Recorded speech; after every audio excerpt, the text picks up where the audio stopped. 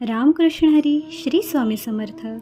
तर आज मी माझ्या 2 मैत्रिणींना घेऊन पेणला येत आहे. तर ऑफिसला अर्ध्या तास खलटी मारून आम्ही पेणला श्री स्वामी समर्थ महाराजांच्या पादुकांचं दर्शन घेण्यासाठी निघालो. पेण हे गणपती बाप्पाचं माहेरघर असल्याने अशा सुंदर बाप्पाच्या कलाकृती पाहायला मिळाल्या. पेणच्या रामेश्वर मंदिरात स्वामींची पालखी थांबली होती. या 2 स्वामी भक्तांमुळे मला आज पादुकांचं दर्शन घडलं. अर्थातच स्वामींची कृपाच म्हणावी याला. अशा प्रकारे मंदिरात जाऊन आम्ही स्वामींच्या पालखीचं आणि पादुकांचं मनोभावे दर्शन घेतलं. मनाला खूप प्रसन्न वाटलं.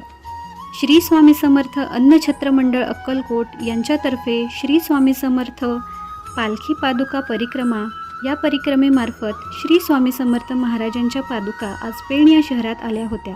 अर्थातच स्वामी स्वतः त्यांच्या भक्तांना दर्शन देण्यासाठी पेण या शहरात आले. तिथेच महाप्रसाद घेऊन आम्ही आमच्या पुढच्या स्थानाकडे मार्गक्रमण केलं.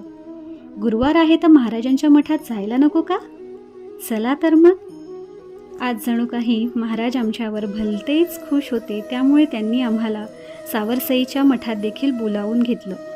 सावरसईचं हे मठ जणू काही आमचं आनंदाचं, आवडीचं, मनाला शांत करण्याचं ठिकाण झालं आहे. इथे येऊन इथून परत जावंसंच वाटत नाही.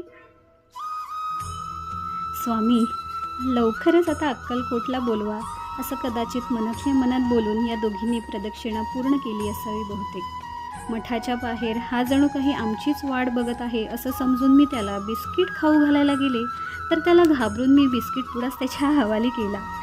नंतर माझ्या मैत्रिणीने त्याला ते बिस्किट खाऊ घातलं आणि शेवटी मीही घाबरत पण हिम्मत करून त्याला खाऊ घातलं. अशा प्रकारे अचानक प्लॅन करून पेणला आणि सावरसईला स्वामींचं अगदी मनोभावे दर्शन घेऊन शेवटी नीरा पिऊन आम्ही आमचा दिवस आनंदात घालवला आणि सर्वांना राम बोलून आपल्या घरी मार्गक्रमण केले. ब्लॉग आवडला असेल तर नक्की चॅनलला सबस्क्राईब करा. श्री स्वामी समर्थ.